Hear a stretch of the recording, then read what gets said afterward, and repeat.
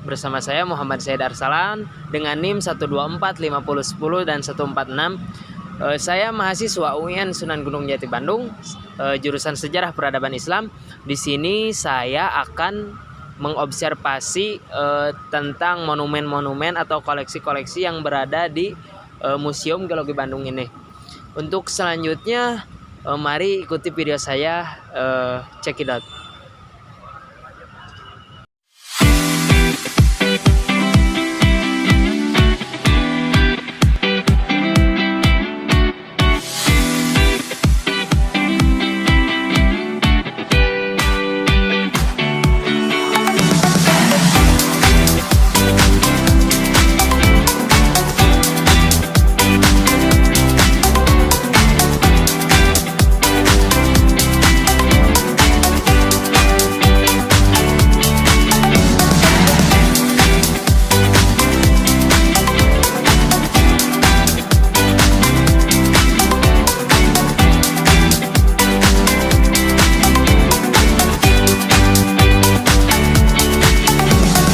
Museum Geologi Bandung didirikan pada 16 Mei 1928 oleh pemerintah kolonial Belanda. Pendirian museum ini bertepatan dengan Kongres Ilmu Pengetahuan Pasifik yang keempat sebagai pusat penelitian dan penyimpanan koleksi geologi, termasuk fosil, mineral, dan batuan yang ditemukan dari eksplorasi di Hindia Belanda. Kini, Museum Geologi Bandung menjadi pusat informasi tentang geologi, menampilkan koleksi fosil, batuan, mineral, serta sejarah geologi Indonesia, termasuk proses pembentukan pulau-pulau Nusantara dan potensi sumber daya alamnya. Untuk alamat Museum Geologi Bandung ini bertepatan di Jalan Diponegoro nomor 57, Citarum, Kecamatan Bandung Wetan, Kota Bandung, Jawa Barat dengan kode pos 40122. Oke, bismillahirrahmanirrahim. Assalamualaikum warahmatullahi wabarakatuh. Bersama saya Muhammad Said Arsalan dari mahasiswa UIN Sunan Gunung Jati Bandung. Saya sedang berada di Museum Geologi Bandung dan bersama kakak Erwan selaku pemandu Museum Geologi Bandung ini. Di sini saya akan melakukan observasi atau mengamati salah satu monumen atau fosil yang berada di museum ini. Oke Kak, untuk pertanyaan pertama, apa yang membuat kerbau ini unik dibandingkan dengan yang lain? Oke, yang bikin kerbau ini unik sebenarnya spesiesnya yang sudah berbeda dan tidak ada saat ini.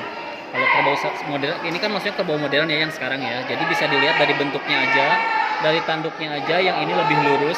Sementara kerbau sekarang ini lebih lurus dan lebih panjang. Kalau kerbau sekarang modern itu lebih pendek dan melengkung.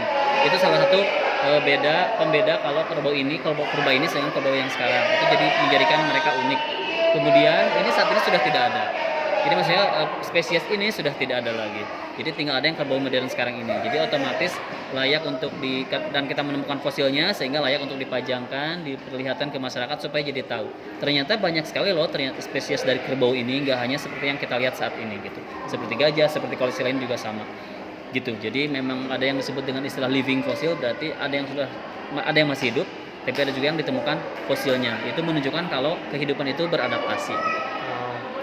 Oke, selanjutnya, apakah ada hubungan antara kerbau purba ini, kerbau zaman dahulu, dengan kerbau yang sekarang, Kak?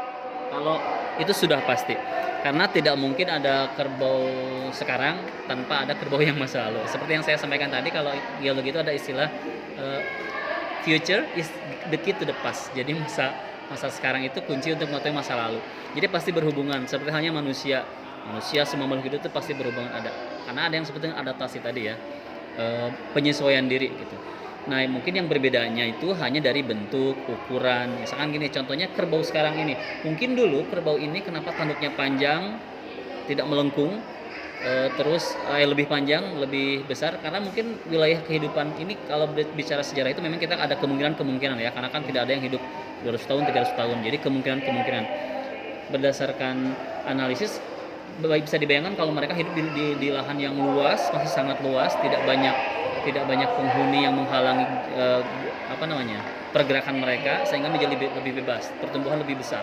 Kalau kerbau sekarang dia hidupnya sudah tidak banyak di alam lagi, otomatis penyesuaian itu ada, dan mulai tanduknya yang mungkin bisa nabrak kiri kanan dan lain sebagainya, sehingga penyesuaian itu ada, hanya waktunya berpuluh-puluh tahun gitu. Jadi ada hubungan sekali. Oke Kak, pertanyaan terakhir mungkin ya Kak, apakah sumber makanan kerbau zaman dahulu atau disebut kerbau purba dengan kerbau sekarang itu sama atau ada perbedaannya gitu? Oke. Sebenarnya yang fitrah alami makhluk hidup ya itu ya, kita bisa lihat dari pencirinya. Contohnya gini, kerbau dulu sama kerbau sekarang, lihat dari giginya sama atau beda. Itu sama, berarti otomatis bahan makanannya itu sama gitu.